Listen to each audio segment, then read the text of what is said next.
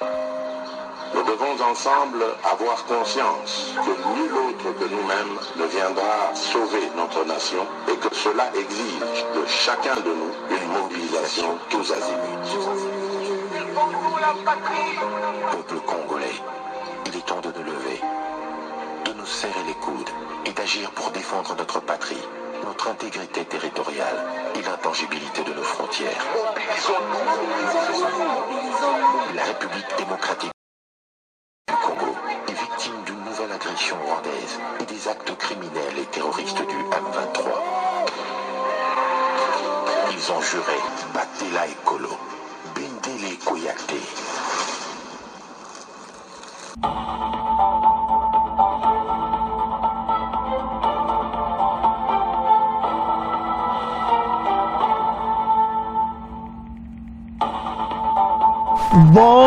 Bonsoir, bonsoir, bonjour, c'est Congo News 24. Bande Konanga, comme toujours avant de commencer notre émission, nous disons merci à Dieu. Nous disons merci à nos chers abonnés et téléspectateurs qui nous suivent partout dans le monde et en RDC. Bande Konanga, soyez les bienvenus. À la une, chers téléspectateurs, Kagame de nouveau démasqué, combat phare de ces RDF 123 sur plusieurs fronts. Alors, Bandeko Bokoyoka, l'émission Oyo, la revue de la presse, et puis Bokoyoka Kagame, Bandeko Mawatro. Alors, Bokoyoka Oyo Kagame Koloba, et Yindi Bandeko Nanga. Tous à la connecter. Chers téléspectateurs, émission de Bandi comme d'habitude. Alors, Tokoba d'émission est une émission spéciale sur SARDC. Donc, surtout, t'as le zoleka maintenant Nord Kivu. Vraiment, FARDC a comme une puissance, a continué puissance, je m'excuse. Comme d'habitude, a lancé maintenant offensive contre Bango. Parce que Bango, bazako mekata union se quoi attaquer, ma position à FARDC. Alors, fin. Il y a des jeunes à Bango, comme une souka. Notre armée se comporte très très bien. Alors, Toko Banda, sur la revue de la presse, comment Kagame a comme une souka. Tout est si. Donc, Makamunyo se bimi sur SARDC. Donc, depuis qu'un rapport ou un bimaki, des nouveaux rapports ya ONU, Kagame chaos technique. A salame conférence de presse na même moment Oyo na Kinshasa bisobeto sala conférence de presse. Mais ce qu'on talo lo mais Tata Oyo est-ce que aso comprendre? Il est démasqué parce que azalaki kaka ko wangana, bah répéter, puis cette fois-ci avec beaucoup plus de précision. Comment Kagame a continué à armes sophistiquées dans l'Étis. Bizos Tolandakion. Mais l'autre le bas est que armée n'a pas comprendre les positions il y a ennemi. Bah aventure n'enyon sa sala et puis azo komana suka.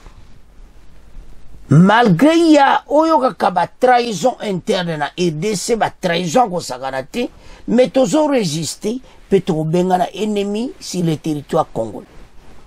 Situation à l'est, c'est tellement complexe, bandeko nangai. Et ça guerre moko bandeko très compliqué. Parce que belé ba batamina katia guerre pour un seul but, exploitation illicite des minéraux, oyokaba minéraux stratégiques. Et surtout, coltan est à la base. Makamoto vivre les lois à l'est. Naïbe que salopasi de konanga. Mais le beko salopasi. Ba konjibazo comprendre les positions à Kagame très très bien. Ba konjibazo mona ba jena ye. Nazutoke na malembe. Toko bananu. Comme 4000 soldats. Baza ciblé sur le Congolais. Et puis, où est Bigno Balobeli? Et comment Kagame a commis le problème? Peut-être qu'il y a une réaction à Kagame. Beaucoup de gens ont lobby. eza mawa mais biso faut tozala faire ensemble nous allons vaincre cet ennemi oyo va planifier tout partout mais oyo nyonso bamitambo bati bango baokota na kati la RDC azokende avec une vitesse président Fachi ayebisaki baeuropéen baaventure wana ayebisaki bango bino bokopesa sanction te bozostope ti nga na perdre baterritoire ebele mpo na cesser le feu et maintenant baconséquence eza grave maintenant baaméricain ezoserapele bango makambo Fachi alobaki on a tout observé ayokeli bango mais bayebi te ke kote oyo biso toza na position na biso voilà l'homme sage totanga tokobana se wana après tokoya na komba eza na likolo na suka. Les journaux largement exploité les nouveaux rapports du groupe d'experts des Nations Unies. Le feuilleton, les billets hebdomadaires Ouragan, titre 4000 soldats rwandais sur le territoire congolais. Kagame de nouveau démasqué. Le rapport est accablant, note les tabloïds. Chaque unité du mouvement terroriste, énième de la désolation dans l'est du pays, fonctionne sous les ordres de RDF, tournant décisif dans les affrontements. Cette progression aurait été facilitée par des armes de pointe fournies par l'armée rwandaise. Des campagnes intensives de recrutement se déroulent dans les territoires conquis. Bazo continue na ba territoire bon baza. Bazo continue ko sala recrutement moko forcé. Ya bana mike. Bande Kagame va vivre au nyonso azo sala RDC. Eko kute me malamu ayoka. Et puis toko yoka Diomjik. Wana na affrontement. Mais Tobanda avec l'arrivée de la presse, bon auteur avancé, comment Kagame a vraiment démasqué. La une de la presse, cette semaine à Kinshasa. Les journaux ont largement exploité les nouveaux rapports du groupe d'experts des Nations Unies. Les feuilletons, les hebdomadaires Ouragan titre 4000 soldats rwandais sur le territoire congolais, Kagame de nouveau démasqué. Les rapports est accablant, notent les tabloïds. Chaque unité du mouvement terroriste qui sème la désolation dans l'est du pays fonctionne sous les ordres de l'armée rwandaise. Sans leur appui stratégique et logistique, l'expansion du M23 aurait été impossible, précise l'enquête. En octobre 2024, l'avancée rapide de cette force négative vers Walikale a marqué un tournant décisif dans les affrontements, écrit Ouragan. Cette progression aurait été facilitée par des armes de pointe fournies par l'armée rwandaise. Des campagnes intensives de recrutement se déroulent dans les territoires conquis. Bandeko Tolandi Bissognon sur l'arrivée de la presse. Le président rwandais a commis Nasuka. Démasqué avec 4000 soldats au bas sur le sol congolais. Et puis aventure autour à salle avec les armes de pointe à côté de la RDC. Oyo bandoki à Congo, Occident pesaki. Mais à côté de la résistance, il y a FARDC Wazalendo. Azaïko monaka ke lobi na okoma. Awa gomezaka kawa. Mais banda ki akoma kati. Yama kauto esa ba Congolo bo Hollande information. Et tous à la prudence. Bisomo to telmeme na makama ba information. Ya le côté zo démoralisé. Même population, même bango moko FARDC. Mais peuple congolais à la vigilance. Ennemi azo koma. Oye biso comprendre munguna. A comme une position de faiblesse, pas tout est bien. Et surtout qui Kanaba, on base ko wangana publiquement. Et maintenant, nouveau rapport au nid Bimili Soussou et Kagame na chaos technique. Il a un problème. La ministre des Affaires étrangères a dit Kagame a parcouru l'ennemi mené belé. A vécu une situation très très délicate, mais a continué Kakamabi. Azo continue Kakamabe. Mais aye ba ete ndenge azo continue na ndenge azo wanga na armée na ADC Kagame azo koma na suka bokomona alobi FDLR eza problème pona ba mensonge FDLR ils occupé ba territoire nyonso bozomona eza conquis na FDLR mensonge. Donc à chaque fois qu'il a ajouté ça makambo lokuta mais na ebité à ce moment valeur na été que même les pays autour batikali o baza comme ba spectateur baza ko tala bazomona mais c'est monsieur est-ce que c'est normal mais un président de la République en train de mentir publiquement sur la télévision rwandaise et quand il parle aux autres sentir non alors que Rwanda kutu et pas baokene na Rwanda eza lokola bao sekola kisa le vrai problème basolité c'est pousser les pattes aux alliés tant que FDLR a kozala kaka bitumbe kozala kaka donc Kagame a commandé porte-parole ya M23 mais aso kokati oyo nyonso ya meki a communié au balubakana suka. Mais le problème qui est là, parce que le ministre des Affaires étrangères a lobby que Kagame a beaucoup d'ennemis. Ah, boyo ka meka ikwamba, boyo ka be extrême ndambu, et puis boyo ka yemoko na suka. Et ça possible était comment la façon dont le Rwanda se comporte na dossier wana est. Patrick Mouyaya a raison que le Rwanda ne peut pas vivre sans la ADC. Donc le monsieur va continuer à chercher des excuses pour se maintenir à l'est et commencer à piller nos ressources. Et puis sous œil, Oyo, communauté internationale voit clairement, mais bah quoi couper c'est va sanctionner. Cela a créé quelque chose de Zamalamouti.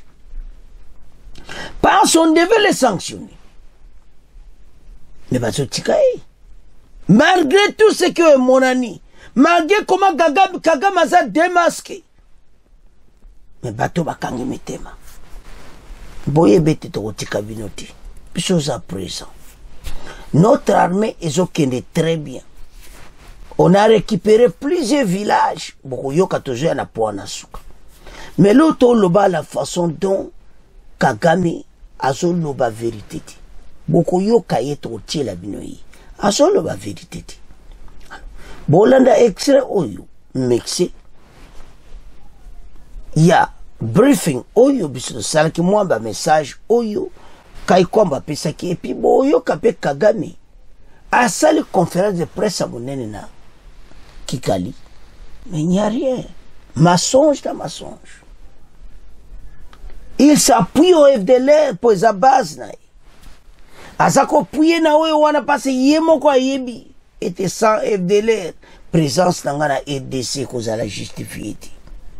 Mais, tout ce qui était, nous allons nous battre. Pays oyo ezaya bana mboka, toko tika jamais Kagame a rien dans notre pays. Bakamuno a salaki avant 2018, 2017, 2016, au bana so tanini, depuis guerre ne banda, comment il recrutait, comment il faisait des colonels, des généraux, Nakatia Fardese et Kosalama les suscités. Il n'y aura plus de brassage et de mixage au sein de notre armée. Kagame, Mbala Oyo, Ezaïli Boussope Asuka, Makono na EDC, vous allez fuir bientôt, mais Tozanayo. Botala endinga komi Tolanda. Pandeko, il y avait une bandele bomona mo extrême, konde bomona ministre des Affaires étrangères. Bon, mon porte-parole à FARDC et Patrick Mouyaya, ils ont pris de mon bandeli na conférence de presse wana parce que Kagame azo bosana ke guerre ayebi mais les razo loba bosana ke yato so sali 30 ans. Oyo banda na EDC membala oya kokende. Toko tindi kaye par force toko récupérer ba territoire nyos. parce que ayebi azosala pe azokoma na suka. Alors sans plus tarder tolanda extrait oyo pe boyoka Kagame si FDLR makambo alobi mais tokoyoka d'abord Kaikwamba Muyaya pi tokoyoka Kagame tolanda. Nous avons maintenant plus en plus de voix qui sont en train de s'élever et surtout qui sont en train de se désolidariser du Rwanda, qui est un pays maintenant isolé et qui doit assumer le prix politique de ses choix, à savoir le choix de ne pas venir au sommet de Luanda le 15 décembre et de ne pas participer à la recherche constructive d'une paix durable dans la région des Grands Lacs. Wherever there were meetings to discuss how to end this problem, Rwanda was present. Partout où il y a eu des réunions pour discuter de la manière de mettre fin à ce problème, le Rwanda était présent. Mais en fin de compte, même à l'heure où nous parlons, l'importance n'est pas de mettre fin au problème, l'importance est dans le processus. C'est dans l'apparence d'être photographié. La diplomatie rwandaise assure que de nombreuses parties du territoire de Masisi, dans l'est de la RDC, sont entre les mains des FDLR, Force démocratique de libération du Rwanda, un groupe armé formé d'ex-responsables Hutus du génocide des Tutsis au Rwanda en 1994, depuis réfugiés en RDC. Ce groupe qui combat le M23 constitue aux yeux de Kigali une menace. Pour Kinshasa, le Rwanda cherche à faire main basse sur les ressources minières de l'Est congolais. Kigali rejette les rapports d'experts, notamment des Nations Unies, selon lesquels il soutiendrait le M23. Paul Kagame avance que les combats ne pourront cesser tant que les FDLR ne seront pas éliminés.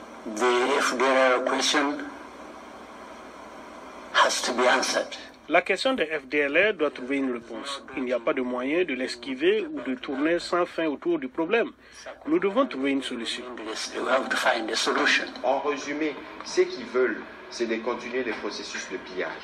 En résumé, le Rwanda d'aujourd'hui ne peut pas vivre sans voler en République démocratique du Congo.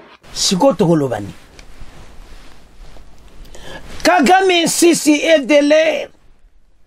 C'est au président Yaboui. Mais on l'a dit vidéo très bien. À cette conférence à mon nene na Kigali. Et tondi kaba mason. Donc n'y a rien. Ah, l'objet qui va conférence nyonso à Luanda, Angola était là, et Angola, Kagame était là.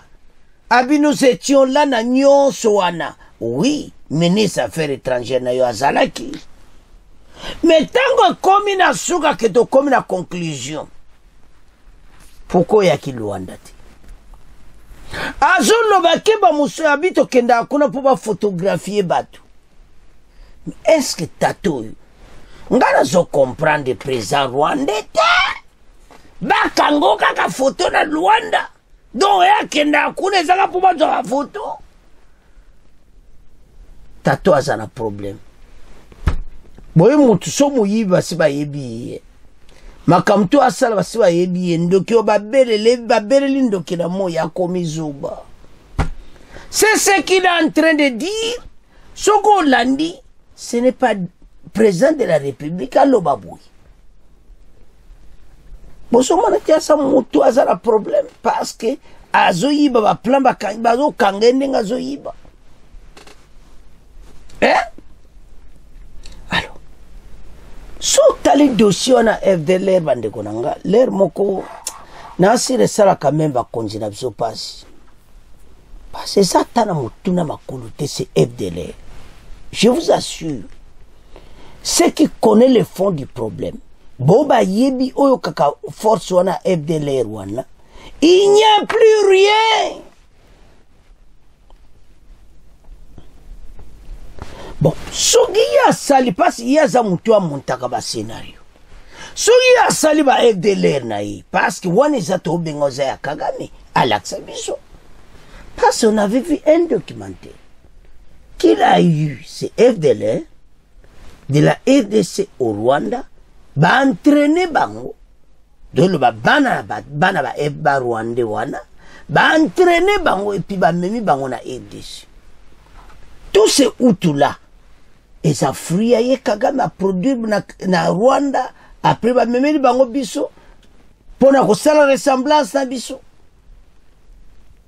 pour bamona que de tutsi bazane minorité baebi yo Kagame démasqué mayele sili azoyeba te boyebi ta oyebi so basi donde azana mi babimisi kai kwamba bolandi mene wana que la communauté internationale on en parle mais il y a donc Kagame a commis devant une situation difficile mais le problème est qu'il a pour appeler sanctionner. Pourquoi pas sanctionner Kagame malgré tous ces rapports et obima nasi ba conseiller ça la bango bien et so mon injustice moro clair la communauté internationale les impérialistes derrière Kagame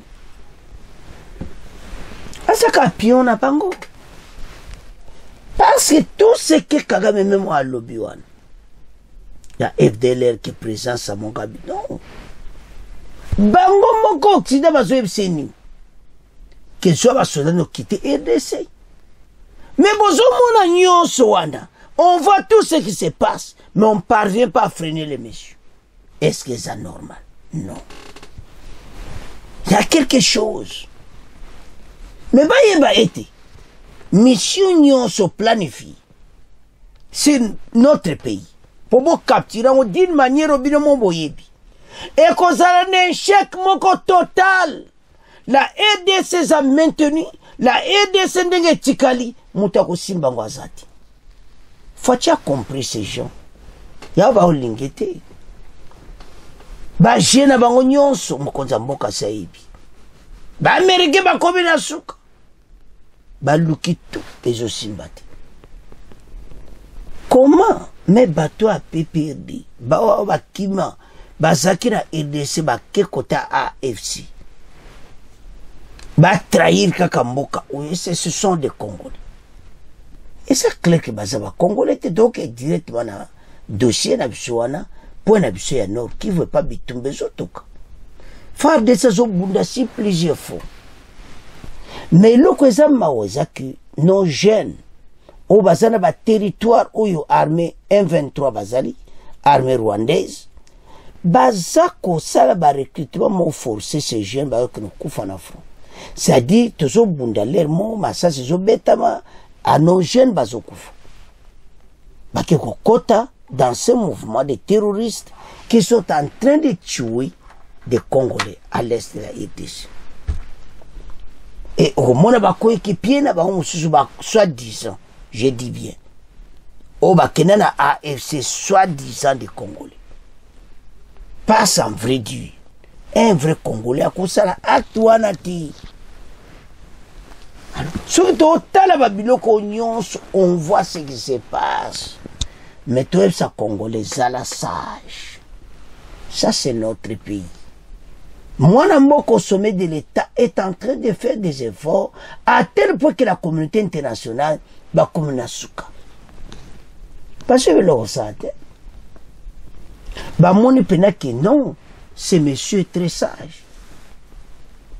Fatia binisi ba mindelo nyonso mayele siliba ndenge bakansaki ya kokende ya kebongote ayoki bango et maintenant bango bakomena suka ayisimona yebisaki bino donc il n'ont plus rien à dire avec l'offensive à FARDC total. De nouveaux affrontements entre l'armée et les M23 sont signalés ce dimanche 12 janvier sur plusieurs fronts dans les territoires de Massissi, ainsi que Nirangongo au Nord Kivu. Des tirs d'artillerie ont été rapportés dès les premières heures. À Nirangongo, ces affrontements sont localisés dans les parcs de Virunga. C'est depuis 6 heures du matin que nous avons entendu des coups de feu à partir de Kibaya, dans le groupement Kibati et Roussaï. Les M23 attaquaient les positions de FARDC dès matin. En tout cas, les FARDC se défendent bien sur le terrain avec l'appui des jeunes patriotes, a indiqué Thierry Kassiro, acteur de la société civile de Nirangongo. Dans les massifs, les sources locales rapportent des affrontements dans plusieurs localités.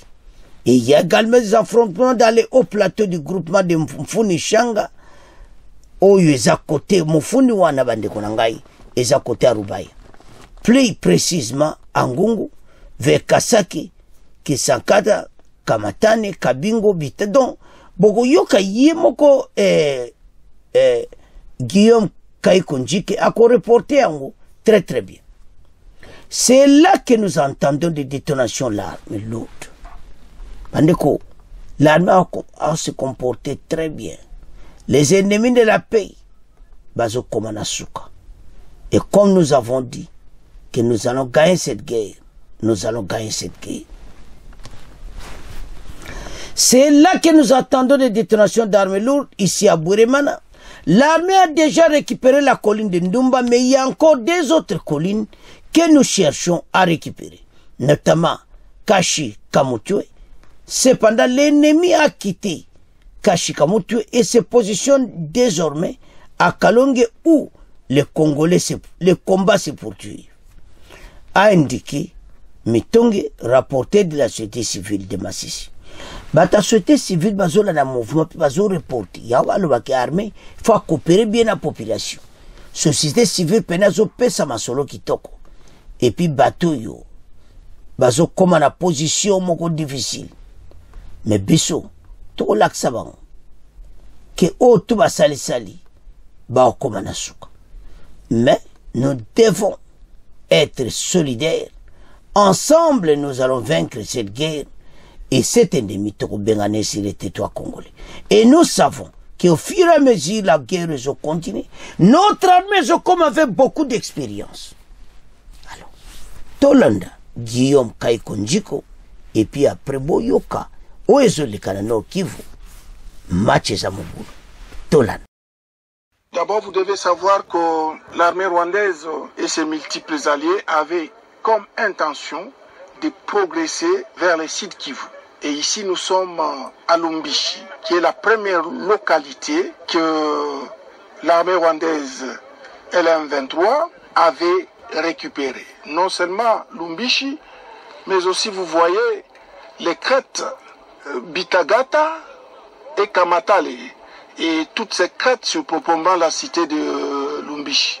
Et vous comprendrez que depuis ce temps-là, nous les avons délogés, non seulement à Lumbishi, mais aussi à Luzirantaka, à Kamatale, à Bitagata, récemment ici, à Kabingo, parce que, comme vous le savez, ils avaient comme intention d'exploiter les minéraux. Il y a un gisement minier au niveau de Kabingo. Et partout là-bas, ils ont été repoussés, et plus récemment encore au-delà d'Ngungu.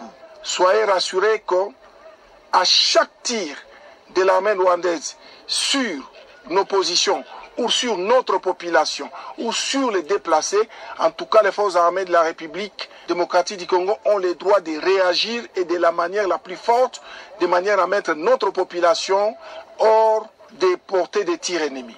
Il s'agit de l'opération Caterpillar 2, planifiée par le commandant Tafok Nord Kivu et le commandant Tafok Sud Kivu, laquelle opération a pour mission de riposter à chaque violation du cessez-le-feu de l'armée rwandaise et ses multiples alliés. Toujours au Nord Kivu, la situation est restée tendue ce dimanche dans la région de Kibumba, territoire de Nyiragongo, au nord de Goma. Des affrontements à l'arme lourde ont opposé les FARDC et leurs alliés contre l'ennemi, le M23, appuyé par le Rwanda. La population a rapporté des détonations d'armes lourdes depuis tôt le matin. Les motos transportant des passagers et marchandises entre Goma et Kiwanja ont dû rebrousser chemin dans la matinée selon des sources locales. 2 bombes sont tombées sans faire de victimes dans le groupement Kibati, notamment au village Buhama, non loin d'un camp de déplacés, affirme la société civile. L'intensité des combats a baissé dans la soirée, mais le trafic n'a pas repris. Les tirs étaient entendus encore dans le parc d'Evirunga. Cependant, les armes se sont tues samedi et ce dimanche sur l'axe Ngungu et Massissi Centre, où la situation reste tout de même imprévisible d'après nos sources.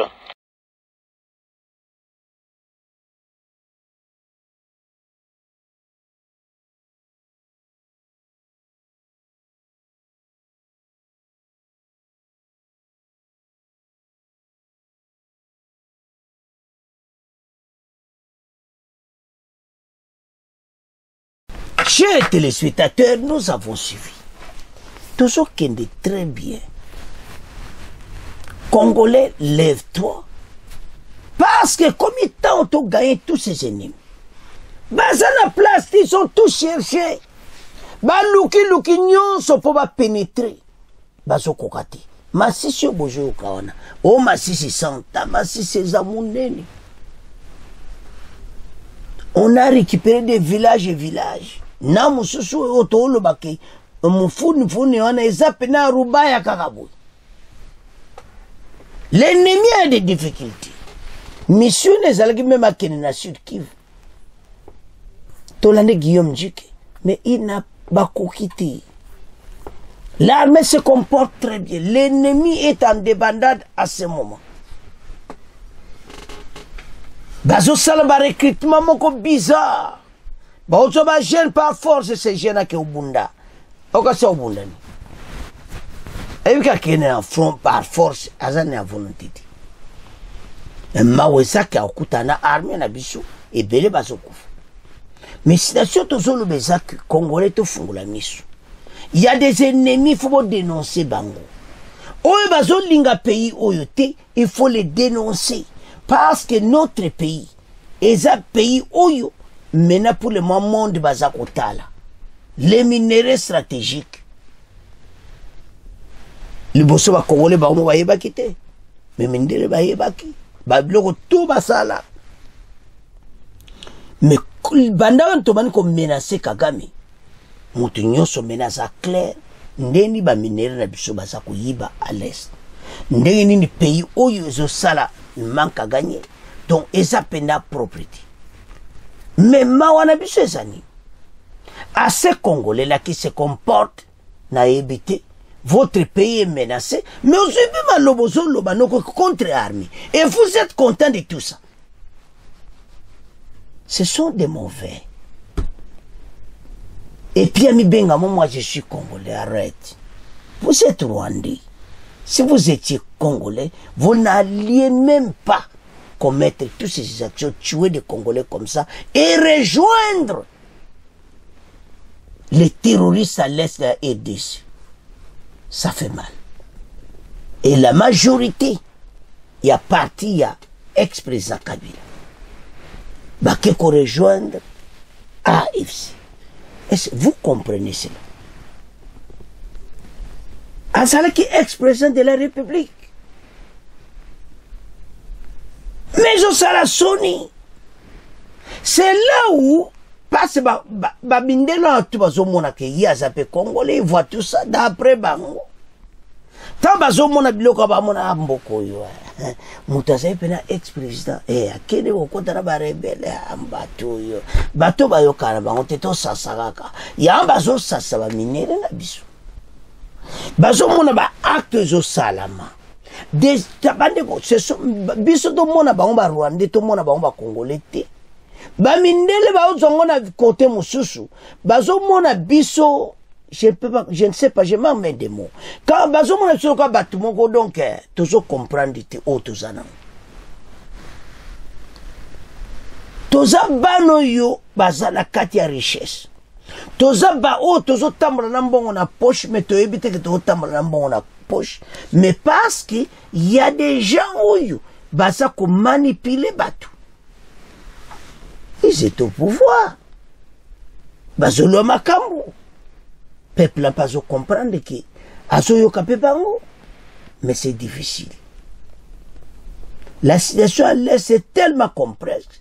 Quand je vois ba Congolais oyo ba kikuna, quand je vois comment ces jeunes bazoko sabango, quand je vois tout ce qui se passe, ça fait mal. Mais tout comme toza menacé la bonne route. Et ça le col to bundi to mazo mena to comme na boulevard. Et comme pour les kiki banzela mi mena to comme na boulevard to ke bena na grande vitesse. Il faut bateau ba comprendre. O bazo sala bise mabe. Hollandi armée a récupéré plusieurs villages. Mais on ne dit pas ça. C'est les bandes qui à Congo là. Ils sont là du micro, ils parlent pour. Mais et puis aux okosa. Et aux okosa, aux élèves sabana yo, bambo ba photo na YouTube à tout ça, aux okosa, puis aux osala soni. Quand je vois tout ce qui se passe, ça me fait mal. So nazotala ezosala soni ya kosakana te. Mawa. Donc so notala ba situation le mo vando talititi. Mais pourquoi tout ceci? Ezosala soni na ndinga mokete, mais tozo mona ezosala mawa. Que pays oyo ko continue boiti. Pays oyo eko continue komona ka ba aventure boiti. Parce que batu yo nyonso bazala contre mboka na biso. Na kati na bango le otala un groupe. Mais ozaki na kinde, ozaki bobo. Confusion totale. Et salama. Ah, nzoka na zaka na do motema nezaka na Rwanda. Do nde tovana na ya nde bomona peta colonel wala zaka ne Rwandi. Mais tokatsa kutu ndenga na koma ne pena congolais nte. Akoma ne congolais na boye. Mais motema za Rwandi. C'est le cœur qui commande. Tant que le cœur est rwandais, c'est monsieur à côté que la jamais ko lingambo cannabis. Voilà la conclusion. Que pays na biso toko bunda jusque toko libérer mboka oyo. Boka ntsateki toko tika, boka tsende farde sende azawana, tozo continuer toza un grand pays.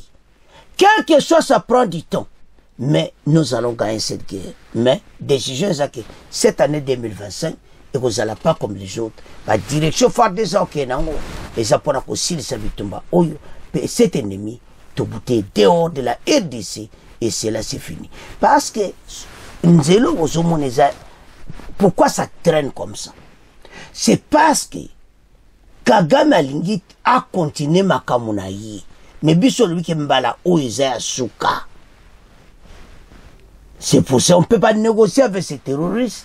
Parce qu'en 2027, c'est sous mouvement. Voilà. Et puis, il y a un cahier de charges, pour là. Il y a un généraux, un colonel, soi-disant. Ah, autant un peu classe d'un côté, et le côté, où il y a un bâtiment qui a un FARDC, colonel, bâtiment na FARDC, général. Tala na gouvernement liboso basalaka. So babare ko bunda lero mbelero facha okuta bitumba. To continue nango. Pourquoi batikela ki bato tambouy? Mais et comme le kamona suka nango. Alors bana mboka, to comme na fait monsieur, bon continuer ko s'abonner, bon partager. Au revoir. À la prochaine.